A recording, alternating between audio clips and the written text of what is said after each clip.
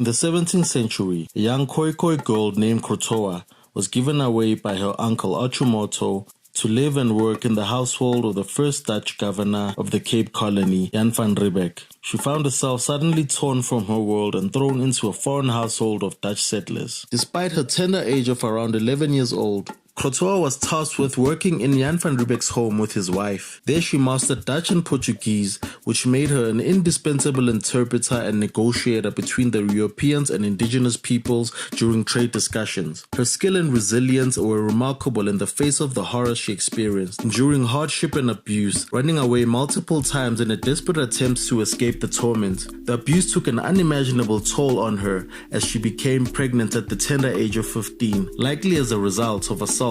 She unintentionally built a legacy for herself, being the first Khoikhoi woman to appear in Dutch reports and journals at the time, helping develop the Afrikaans language through simplification and merging Dutch with Khoi and other languages, facilitating trade and helping negotiate peace during unrest. In 1664, at age 20, she married a Danish surgeon named Pieter van Meerhof, being baptized as Eva just days prior to be accepted as a Christian wife. The union marked the first marriage between a Khoikhoi woman and a European man. Though they had 3 children together, their marriage was brief and her husband died while on expedition in Mauritius. Eva's life took a downward spiral after this pivotal loss. She struggled with alcohol, likely stemming from a lifelong trauma of abuse and immersion into a brutal slave trade that was foreign to her people, her world torn between 2 clashing realities. After her husband's passing, the new governor expelled her, no longer requiring her services as the Dutch had solidified their colonial foothold. Her battles led to repeated arrests and banishment to Robben Island. Finally,